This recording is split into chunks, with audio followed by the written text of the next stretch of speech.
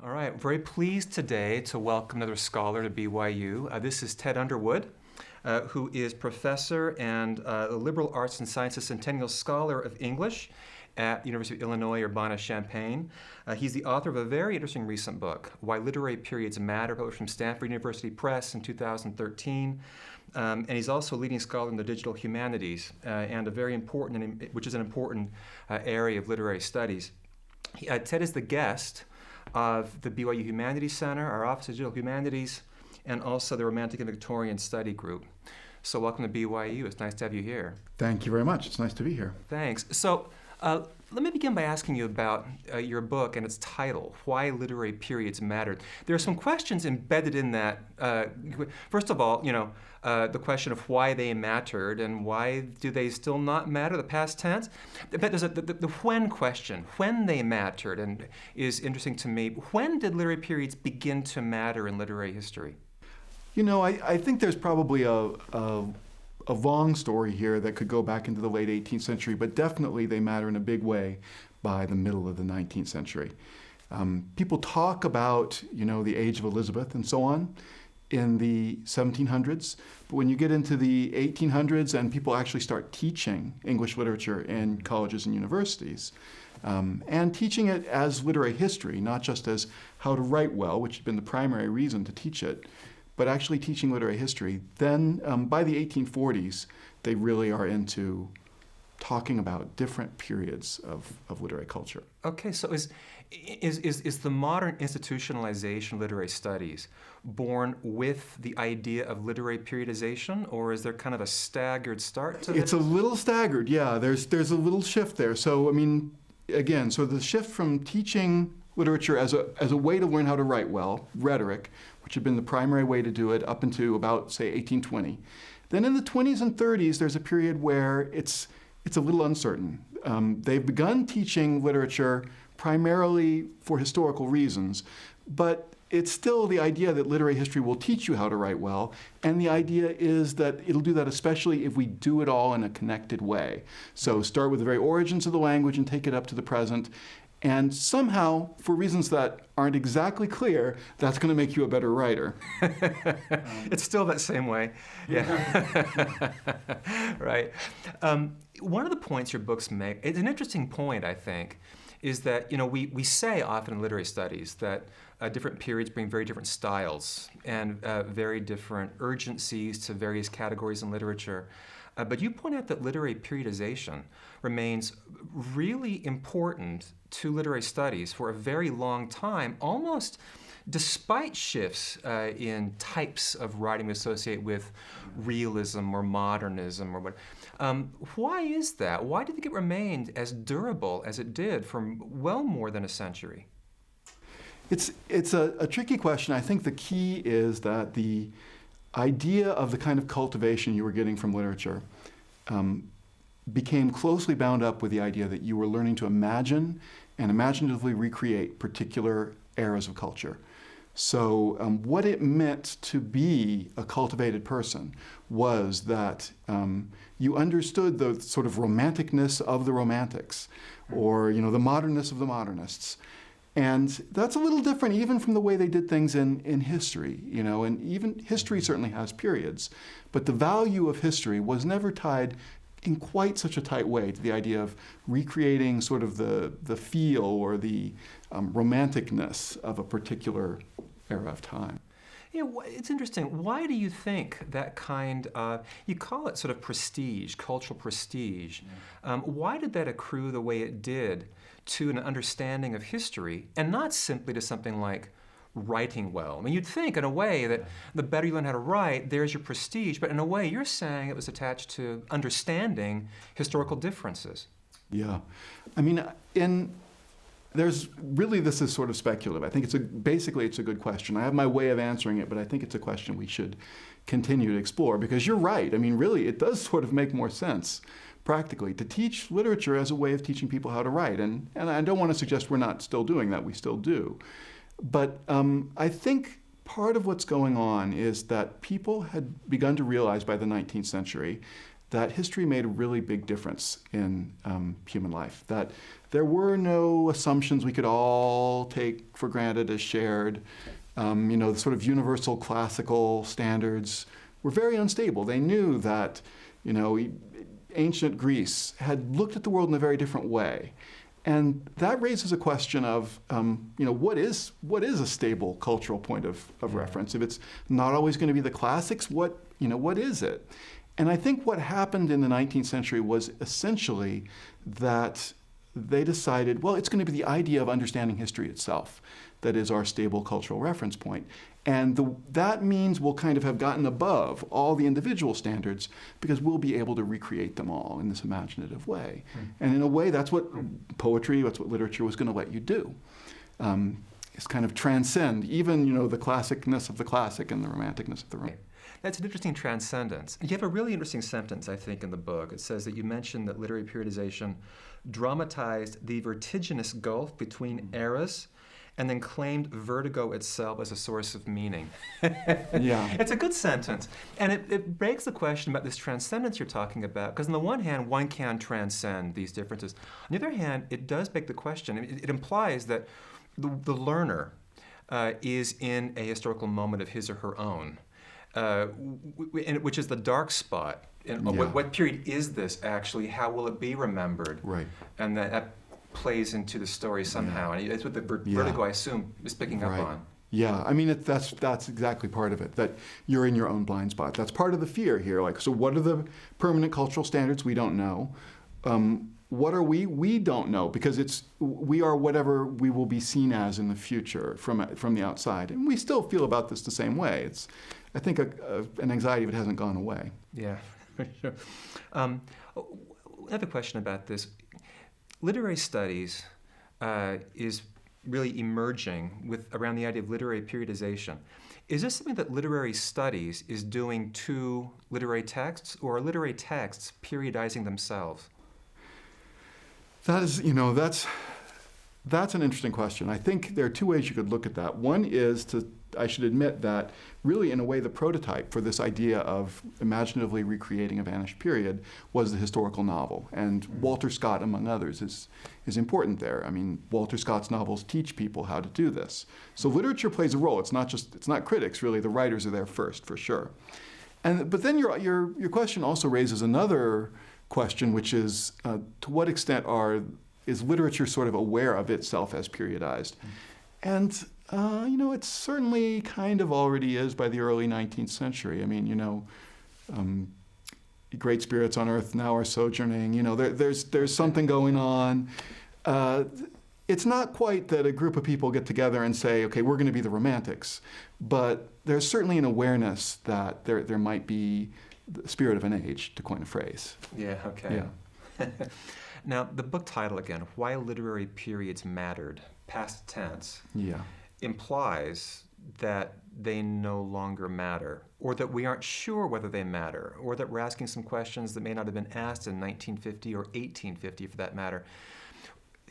When did this either uncertainty or determination that they don't matter, when does this begin to appear in history?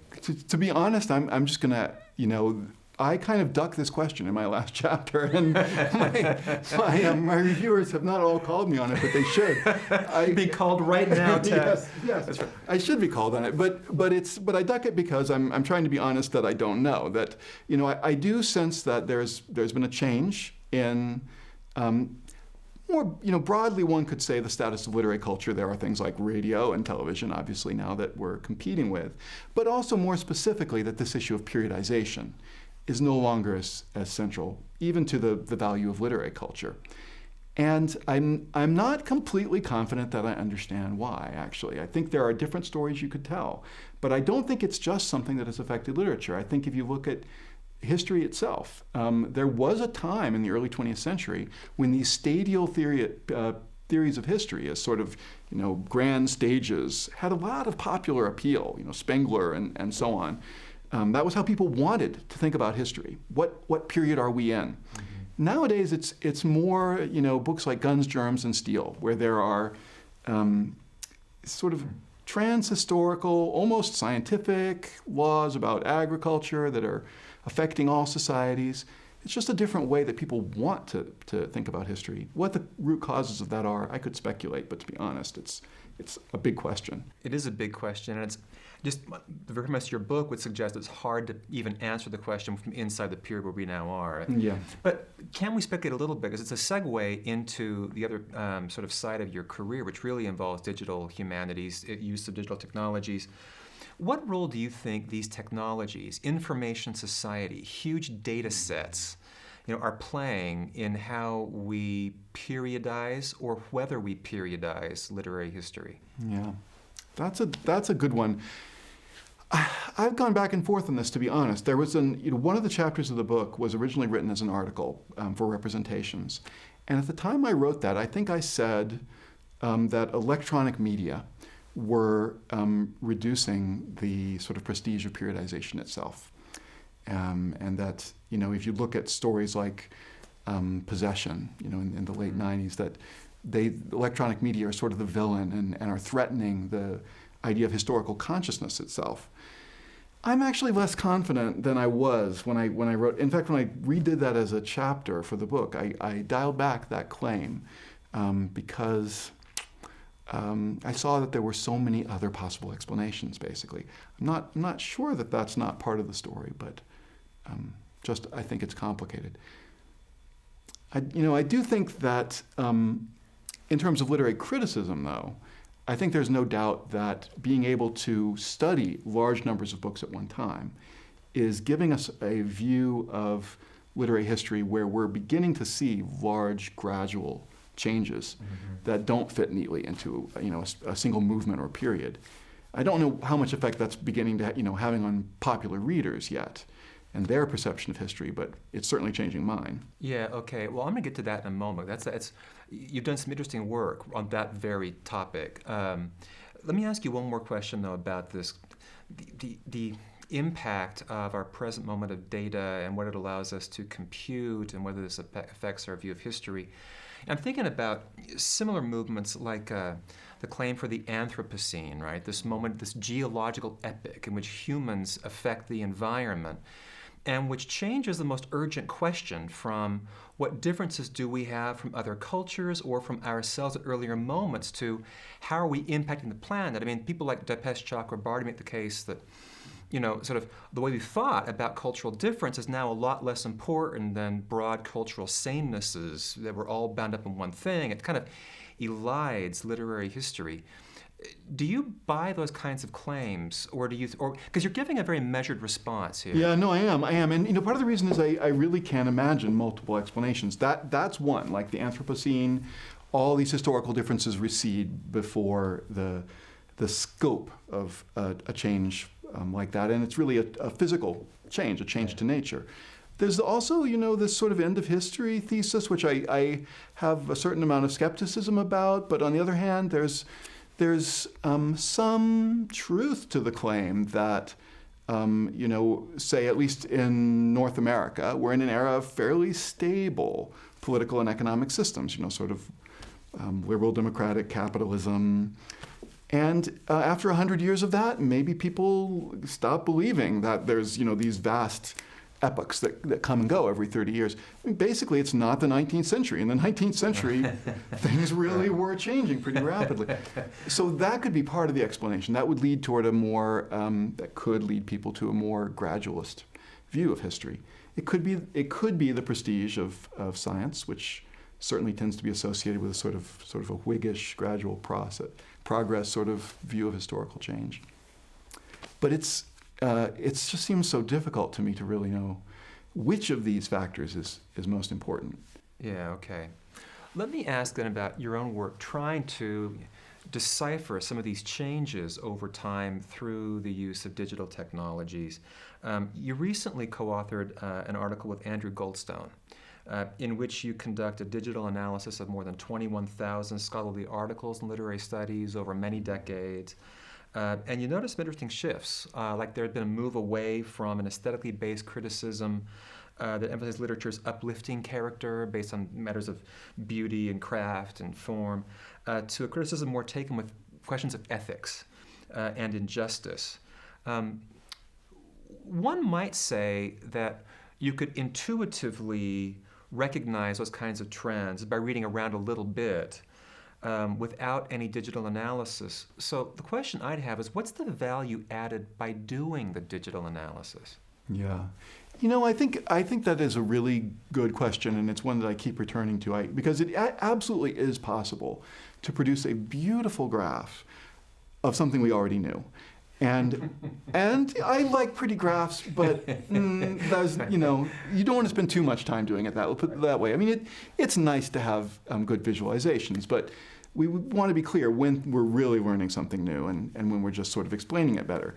And so I think actually there are cases where, especially if you try to apply these tools to one or two books, you're actually likely to see things that you really did kind of already know. Now, when you look at 21,000 articles, there's a whole spectrum here. Sometimes you're going to see things where you feel like, oh, I kind of could have guessed that. But that's different from I did guess that, and it's and also different from if I had guessed that I would have been confident. Right.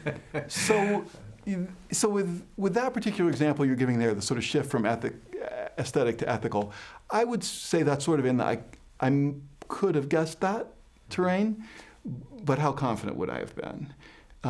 The other, but then you look at sort of the details there, and part of that shift involved a very, steady rise in emphasis on violence. Words like, murder, blood, and death, gradually across 20th century literary criticism become more and more prominent. And I'm not sure I would have guessed that was quite so gradual. I probably would have speculated that, it was mostly the 60s, Right. Yeah.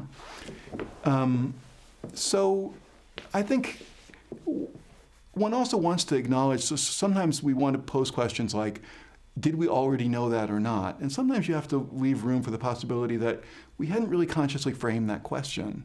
Like, is this what we would have expected? It can be sort of a moot question if you didn't expect. And, sure. you weren't. What is it? So the learning curve for really using these technologies well and extracting interesting conclusions from the data is pretty steep. So what is it that motivated you to sort of really undertake that kind of steep climb of that learning curve? Yeah. I actually tried to do this a bit in the 90s, unsuccessfully, because I just thought intuitively like this would be useful. Like, I published an article about Romanticism where I tried to, so I wanted to do it. It seemed like getting a big picture was worth doing. At the time I tried that in the 90s, we just didn't have the tools or material to do it. There weren't really digital libraries yet. That was the key thing. Then, fast forward about 15 years, and it was really John Unsworth who played a key role in convincing me to go back and try this again. And then you're right, the learning curve is steep. I had a little bit of previous experience, but I really had to retrain because a lot had changed over the years in digital technology. But the thing that really made me do it and keep doing it is that it's like play. You're tinkering. You're trying to solve a problem. It's almost like a puzzle, like a crossword. You never solve it right the first time, but then it's very rewarding when you get little glimpses of something. And in fact, it was a complete change in my rhythm of work. Like, I used to find it difficult to write a few paragraphs, but I would, think hard and try to write a paragraph a day. And then suddenly, I was having a hard time stopping, playing around with stuff. Mm-hmm. So, although the learning curve is steep, that's not what it felt like to me. It felt like more like falling in. That's an interesting sensation. Yeah, sure. In digital humanities, one hears both utopian and dystopian claims. The utopian claims will be, okay, now finally that we can really interpret this data in ways that are inaccessible to just pure human sort of experience. Yeah. We can detect actual patterns that will tell us about what things are. Yeah. Then there's a dystopian claim that says, wow, now that we are incorporating all these new technologies, we're basically writing our own skill sets, which have been developed over centuries for a reason, out of the equation. Where are you on that spectrum of, sort of deeply optimistic, deeply pessimistic? Oh, I'm pretty utopian. I mean, I think to be fair, I'd love to say that I'm somewhere in the middle, but the realistic answer is I'm pretty utopian. I mean, I do, at least in the terms that you framed it there, I do think that there are things out there that we don't know about that we can learn about using these methods. Okay. What about the concern on the part of, I hear, I think most people recognize that digital humanities is really here to stay. It's really an important emerging, I think this is what the sensibility is, because I hear increasingly pointed skepticism from scholars about the turn to sociology, that what a lot of this is the social sciences, it's not the humanities. We're incorporating their methods, they aren't really incorporating ours. Are we being clever to the point of our own eventual obsolescence in the humanities?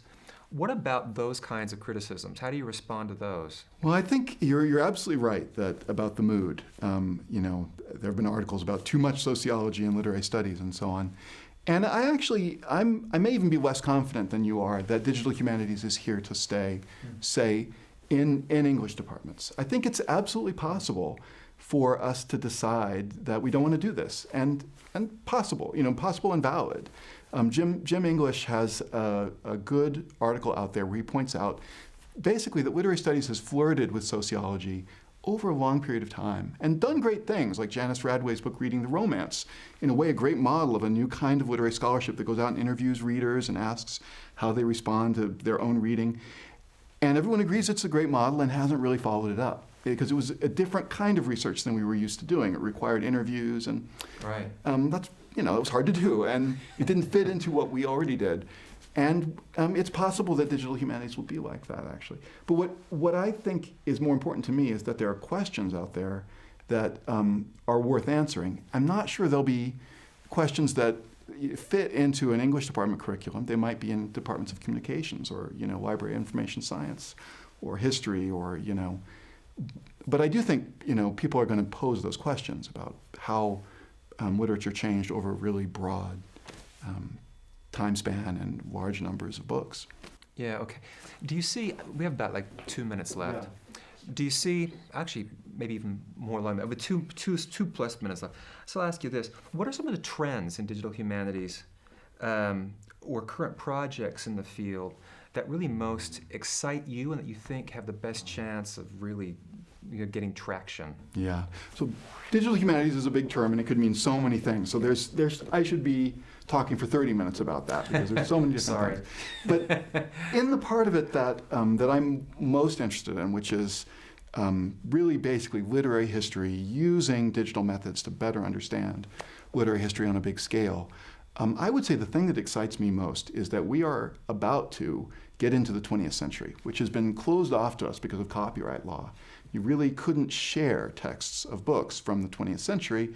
After 1922, they're still in copyright. Librarians will be jailed if they give them to you electronically. But I think that we're coming up with various ways around that. HathiTrust Digital Library and HathiTrust Research Center play an important role there. They're going to be able to share information about books, even if they can't give you the text. And then we're talking about millions of books that really no one has read them all, Yeah. In the 19th century, there's a lot to talk about. But in the 20th century, I'm convinced we don't know what happened, Yeah, okay.